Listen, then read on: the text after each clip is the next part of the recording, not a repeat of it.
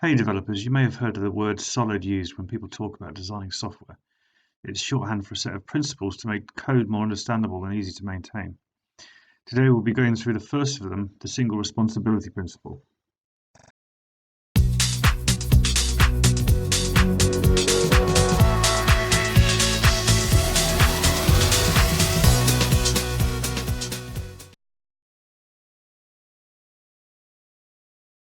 The single responsibility principle has been around for quite some time. In fact, Robert Martin was the person who came up with it in 2003.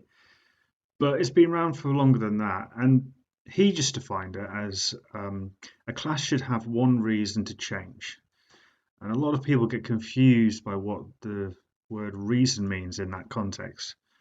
But if you think about it like this, if a person has a reason to change something, and that reason to change something shouldn't impact another functionality directly. So what we're going to do today is look at some very simple code here and look at how we would apply the single responsibility principles to this. Now, what I'm not going to do is implement this with interfaces or anything complicated like that. The reason I'm not going to do that today is because of the fact that that's one of the other principles that we'll be looking at later on. But in all reality, you will see a lot of examples on the internet that involve using interfaces to replace parts of code. But there'll be another video coming later on which will explain that in greater detail.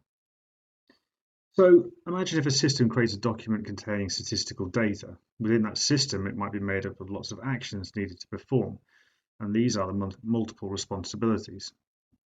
So, for example, the format of a report, we might want to change it from a Word document to a PDF, but ultimately the content of the document is just going to be the same. It's just going to be in a different format. Our reason to change it would not impact the statistical data in the document, but just the file type. Whereas the content of the document could also be changed. We might decide to change the way that the statistics are calculated, and that's another reason to change. But changing the way the statistics are calculated shouldn't impact on the file format of the document, just the way the stats are calculated.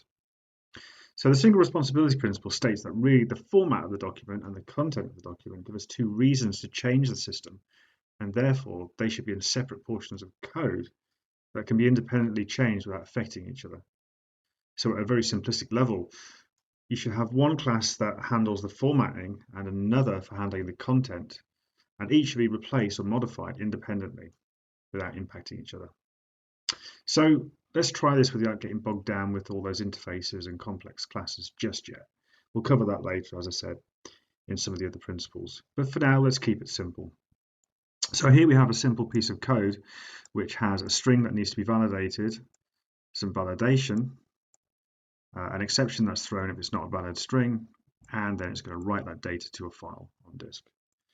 And that's a perfectly valid piece of code. It does what it says it should do, but it's all mixed together. And if we want to change one item within this function, we would have to test the whole thing. And in all reality, we're only wanting to change, say, the validation or how the file gets written to disk, but they're mixed together right now. And that makes it much more complex to test and to deploy changes. So in all reality, we want to change this so it's just a little bit better structured using that single responsibility principle. Now, when you'll hear about it, you'll generally hear about it in terms of classes. So we're going to follow that same principle today. What I'm going to do is split this code into two parts. One which is the validation and one which is the document being written to disk. So we might want to put in two separate classes that deal with just those functions. So I'm going to create a class called validator, which will do our validation, and a class called save data, which will save our data to disk. Or any other way that we want to do it. We might want to change that so it's emailed to somebody, or we might want to change the way the validation is done. Inside the validator, I might decide to have a function that does the validation. So let's return true or false. Validate a string,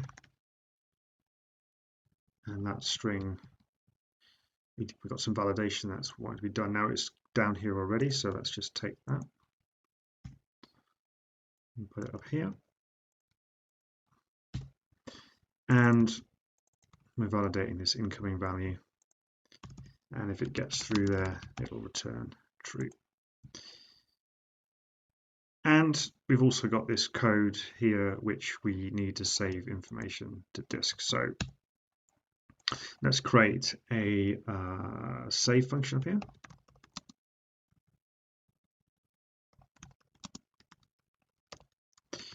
We'll call that save.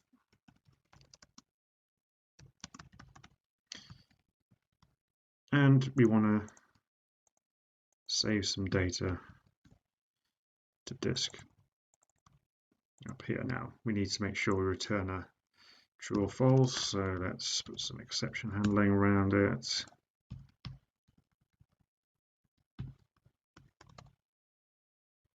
And really not worried about what the actual exception is.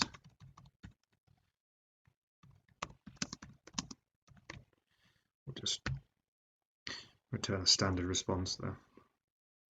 And if it gets through this, it was successful.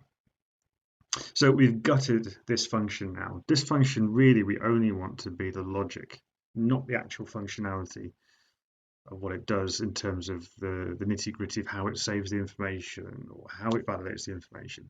So we should be able to swap out pieces of code much more easily. So let's pretend we're passing that code, that bit of code in. So we want to be able to pass in the code that will actually do the validation, actually do the saving. So we can pass in the validator, and pass in the thing that saves the data. Now, again, you'll see examples with this as interfaces, and that will be covered later in another video. And we want to then just call those actions which then do what we want them to do. But we're just going to put the business logic into this function instead. So if the validator dot validate and the thing that we want to validate, then save the data.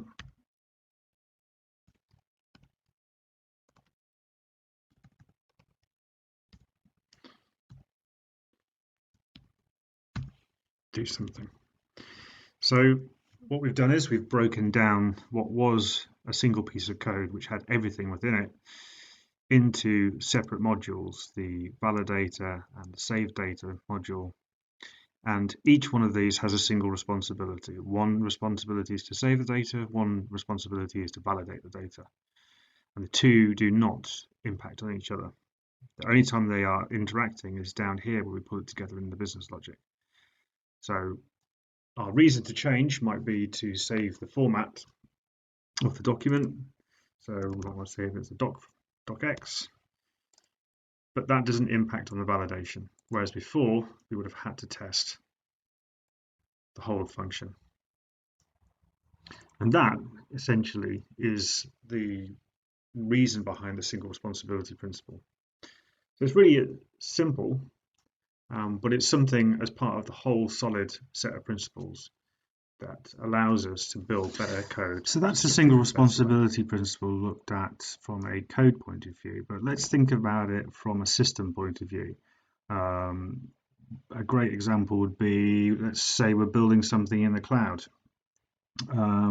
So let's look at a diagram of how we might use the single responsibility principle when designing a system which maybe receives some requests over HTTP and then produces some documents based on that request.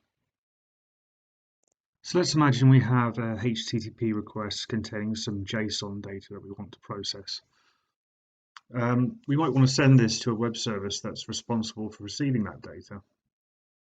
And then that web service will then store that information, maybe in a secure location, such as a service bus topic for processing later. Because the processing could take some time, we want to immediately respond back to the caller to tell them that the data has been received. But we don't want them to have to wait for the processing of the data. So we store that in the service bus topic. This information, once on the service bus topic, can then trigger a function set in the cloud that we can scale up to process the volume of incoming requests and then compute the statistics based on the request sent. So once that processing is complete, it can then output the results to, say, another service bus topic, and that triggers another cloud-based function that generates the documents based on the processed data. So we essentially now have three distinct sections of code that are separate in their single responsibilities. The first is to gather the HTTP request and store it. The second is to generate the statistics that come from that request. And the third is to generate the document itself. We can see that these essentially are completely separate pieces of code. And the idea is that we should be able to change any one of them without affecting the others. However, we might have a reason to change the format of the document, and as we have our code separated into portions with a single responsibility each, it means that we can just change the last cloud function. So instead of generating a docx file, it could be made to output a PDF file instead, and all of the other cloud functions would be unaffected. And therefore, the last portion of the code that generates the document would need to be tested and redeployed. The other great advantage, especially from a cloud perspective, is that each responsibility can now be scaled according to how busy each is, and that allows us to put our resources where they're needed most. This is a great example of single responsibility, where you can take out sections of code and replace them without them affecting each other. Make sure you hit that subscribe button and switch on the bell icon to get all notifications, and we'll see you in another video.